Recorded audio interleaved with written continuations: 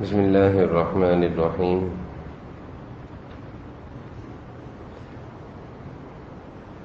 اللہ تعالیٰ نے ساری مخلوق کی غذائیں مقرر کی ہیں، خوراک مقرر کی ہے۔ انسانوں کی بھی غذائیں مقرر کی ہیں اور جانوروں کی بھی غذائیں مقرر کی ہیں۔ کچھ غذائیں ایسی ہیں جو انسانوں میں مسلمانوں اور کافروں کی ایک ہی ہیں، لیکن کچھ غذائیں ایمان والوں کے ساتھ خاص ہیں، جو صرف ایمان والوں کی غذائیں ہیں۔ وہ غذائیں صرف ایمان والے لیا کرتے ہیں، وہ خوراک صرف ایمان والے استعمال کیا کرتے ہیں۔ کافر ان غذاؤں سے محروم ہے، اس خوراک سے محروم ہے۔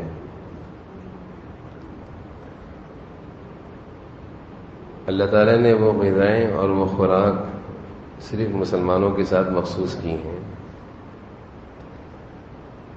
کھانے پینے کی چیزیں ہیں، روٹی ہے، اس کے علاوہ دیگر چیزیں ہیں، اس سے ہمارے جسم کو تو صحت ملتی ہے، لیکن ہمارا دل جو سکون چاہتا ہے وہ کون سی غذا سے چاہتا ہے؟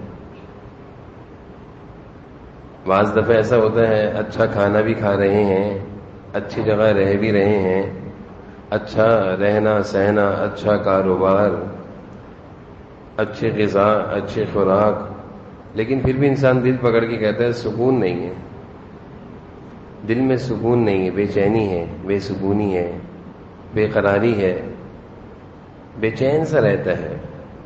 تو کیا وجہ ہے کہ کھانے پینے کا تو اچھا اہتمام کر رہا ہے اور رہنے سہنے کا بھی اس کے پاس اچھا گھر ہے، کام کاروبار بھی خوب چل رہا ہے، پھر بھی یہ دل میں ہاتھ رکھ کے کہتا ہے کہ سکون نہیں ہے، پریشان رہتا ہوں۔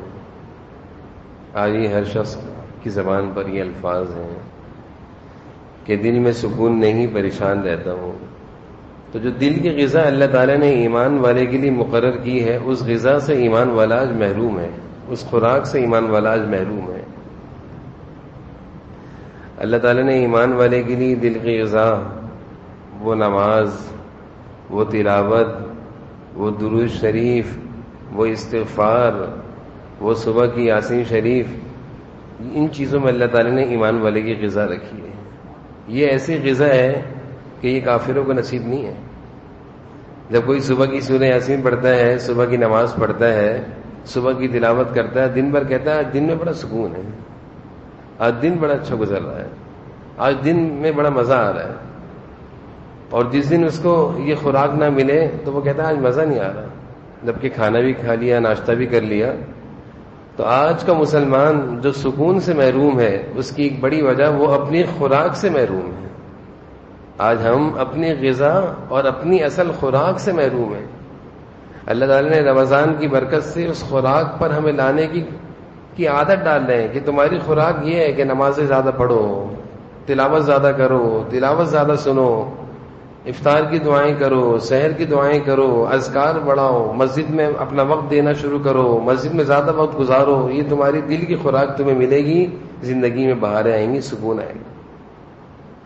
تو ہمیں یہ سمجھ لینا چاہیے بھائی سے بھی مسلمان، لیکن صحابہ کے گھر بھی چھوٹے تھے، کئی دن وہ بھوکے بھی رہا کرتے تھے، اور حضور صلی اللہ علیہ وسلم کے گھر کے بارے میں آتا ہے کئی مہینے تک چولہا نہیں چلتا تھا، لیکن سب کچھ ہونے کے باوجود ان کی صحتیں بھی اچھی تھیں، ان کی زندگی میں سکون بھی تھا، ان کے چہروں پہ مسکراہٹ بھی تھی، وہاں پہ جھگڑے بھی نہیں تھے، وہاں پہ آپس میں گالم گلوچ بھی نہیں تھا، وہاں پہ کوئی آپس کے اختلافات بھی نہیں تھے، وہ سکون میں تھے۔ وجہ اس کی یہ تھی کہ جسمانی خوراک کم تھی، لیکن روحانی ایمانی خوراک حضور صلی اللہ علیہ وسلم کی صحبت کی برکت سے بہت تھی، بہت زیادہ تھی۔ اس لیے ان کے ہاں نہ خودکشیاں تھیں، نہ ان کے ہاں آپس میں جھگڑے تھے، نہ وہ اس طرح کی بیماریوں کا شکار تھے، نہ ٹینشنیں تھے، نہ ڈپریشنیں تھے، کچھ بھی نہیں تھی۔ یہ روحانی خوراک، دل کی خوراک، اس کا بڑا اہتمام تھا۔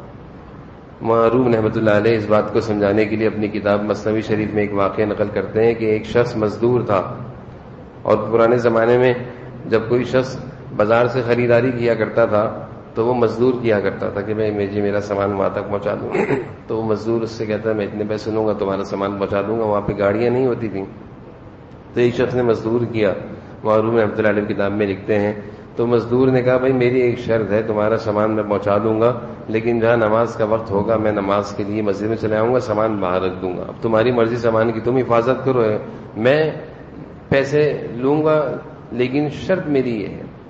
تو وہ کہنے لگا ٹھیک ہے، تمہاری یہ شرط کوئی اتنی بڑی نہیں ہے، سامان کی حفاظت اور چوکیداری میں کر لوں گا۔ بعض دفعہ اللہ تعالیٰ مال دیتے ہیں، مال کا چوکیدار بھی بنا دیتے ہیں، جب انسان مال کے ہوتے ہوئے اللہ کے حقوق کو بھولتا ہے۔ تو بہرحال یہ مزدور سامان لے کر چلا، آگے چلتے رہے تو آواز آگے اذان کی۔ اس مزدور نے اپنے مالک کو کہا دیکھو وعدہ یاد ہے؟ اس نے کہا اب یہ سامان تمہارا یہاں رکھا ہے مسجد کے باہر، میں نماز پڑھ کے آ رہا ہوں۔ اب تک وہ مزدور سامان اٹھا کر چل رہا تھا، اب مالک خود سامان سنبھال رہا ہے، اور یہ اندر گیا، نماز پڑھتا رہا، نماز ختم ہو گئی، سارے نمازی باہر آ گئے۔ اب یہ مالک جس کا سامان تھا مزدور کا انتظار کر رہا ہے کہ بھائی باہر کیوں نہیں آ رہے، اتنی دیر ہو گئی، سارے نمازی نکل گئے، تم اندر کیوں بیٹھے ہو؟ معروف رحمۃ اللہ علیہ سمجھا رہے ہیں کہ ایمان والے کی خوراک جب اس کو جہاں ملتی ہے، اور اس کو سب سے بڑی خوراک اس کی مسجد سے ملا کرتی ہے، مسجد سے ملا کرتی ہے، قرآن سے ملا کرتی ہے، تو وہ پھر اس اپنی خوراک کو زیادہ لینے کی کوشش کرتا ہے کہ مزہ آ رہا ہے، مزہ آ رہا ہے، تلاوت میں مزہ آ رہا ہے، اور کر لوں۔ تو وہ مزدور کا مالک باہر سے آواز میں آنے لگا کہ بھائی تم باہر کیوں نہیں آ رہے؟ تو اندر سے مزدور نے جواب دیا مجھے باہر آنے نہیں دے رہا۔ تو مزدور نے کہا تمہیں باہر کون آنے نہیں دے رہا؟ اس نے کہا جو تمہیں اندر آنے نہیں دے رہا، جو تمہیں اندر آنے کی توفیق نہیں دے رہا وہ مجھے باہر آنے نہیں دے رہا، مجھے اندر کے مزے آ رہے ہیں، تم باہر کھڑے ہو۔ تو اس مزدور کو ایمان کی حلاوت، ایمان کی لذت، ایمان کی طاقت، ایمان کی خوراک کا ایسا مزہ لگا ہوا تھا کہ وہ مزدور ہے، اس کو پتا ہے باہر میرا سامان ہے، سامان پہنچاؤں گا تو 10 روپے ملیں گے، 10 پیسے ملیں گے، کچھ پیسے ملیں گے، گھر لے کر جاؤں گا۔ لیکن اس نے جب دیکھا کہ روحانی غذا اور روحانی خوراک اتنی مزے سے مل رہی ہے، مسجد میں مزہ آ رہا ہے، وہ بیٹھا ہوا دعائیں کر رہا ہے، تلاوت کر رہا ہے، تو وہ جسمانی خوراک اور جسمانی پیسے جس سے اس سے جسمانی زندگی بننی تھی وہ بھول گیا۔ اس نے کہا بھائی مجھے باہر آنے نہیں دے رہا، مجھے باہر آنے نہیں دے رہا۔ تو یہ اس کو کہتے ہیں جسمانی، اس کو کہتے ہیں روحانی خوراک۔ اگر یہ ہماری خوراک ہمیں ملنا شروع ہو گئی نا، زندگی میں سکون بھی آئے گا، بہاریں بھی آئیں گی، خوشیاں بھی آئیں گی، راحتیں بھی آئیں گی، اور پھر ہمارے پاس دولت اور دنیا تھوڑی بھی ہوگی نا، پھر بھی ہم کہیں گے سکون ہے یار، سکون ہے۔ اور اگر دولت دنیا بہت زیادہ ہو اور روحانی اور دل کی خوراک ہمارے پاس نہیں ہے، نہ ذکر ہے، نہ تلاوت ہے، نہ اذکار ہے، نہ نمازیں ہیں، تو ہم سب کچھ ہوتے ہوئے کہیں گے مزہ نہیں ہے، زندگی میں مزہ نہیں ہے۔ تو صحابہ اس روحانی خوراک کی کیسے فکر کیا کرتے تھے؟ حضرت ابو امامہ کا میں واقعہ سنایا کرتا ہوں، ذرا سی پریشانی آئی مسجد میں جا کر بیٹھ گئے۔ حضور صلی اللہ علیہ وسلم کہہ رہے ہیں ابو امامہ اس وقت مسجد میں کیا کر رہے ہو؟ سب لوگ تو کام کاروبار کر رہے ہیں، تو مسجد میں کیوں بیٹھے ہو؟ اے اللہ کے رسول پریشانی آ گئی تھی، قرضہ تھا، بوجھ تھا، لوگوں کا پیسے دینے تھے، میں مسجد آ کے بیٹھ گیا۔ تو وہ اپنی روحانی خوراک، اپنی دنیا کے مسائل، اپنی پریشانیاں مسجدوں میں آ کر لیا کرتے تھے۔ اس سے درخواست ہے اس روحانی خوراک کو حاصل کرنے کا بہترین مہینہ ہے، اپنی تلاوتوں کے ذریعے اپنی روحانی خوراک کو مضبوط کریں، بڑھائیں، دل میں روحانی غذا بڑھائیں، جمع کریں، زیادہ تلاوت کریں، زیادہ اذکار کریں، اور اس ماحول میں آئیں جہاں سے یہ روحانی خوراک ملتی ہے، وہ مسجد ہے، اور وہ ماحول مسجد آباد کرنے کا آ رہا ہے رمضان کا آخری عشرہ۔ حضور صلی اللہ علیہ وسلم رمضان کے آخری عشرے میں مسجد میں آ جایا کرتے تھے اور مسجد میں اعتکاف کیا کرتے تھے، سارے صحابہ کو مسجد میں بٹھایا کرتے تھے۔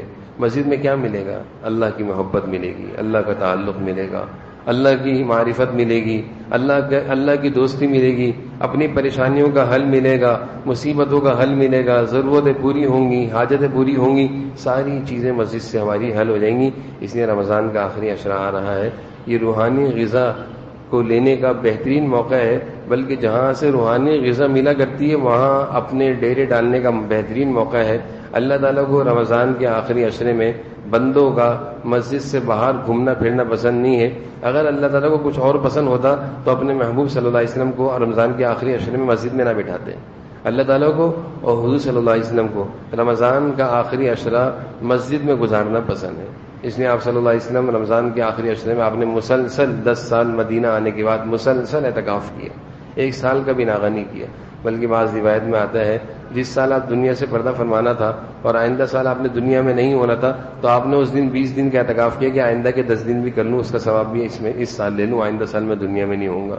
اور آپ اپنی ازواج مطہرات کو بھی اعتکاف کرایا کرتے تھے گھر کی مسجد میں۔ اس لیے سارے حضرات کوشش کریں اپنے اپنے محلے کی مسجدوں میں اعتکاف کریں، اور ہر گھر کا ایک فرد ضرور اعتکاف کریں، اور ہر گھر کی ایک خاتون ضرور اعتکاف کریں۔ اللہ تعالیٰ ہمیں عمل کی توفیق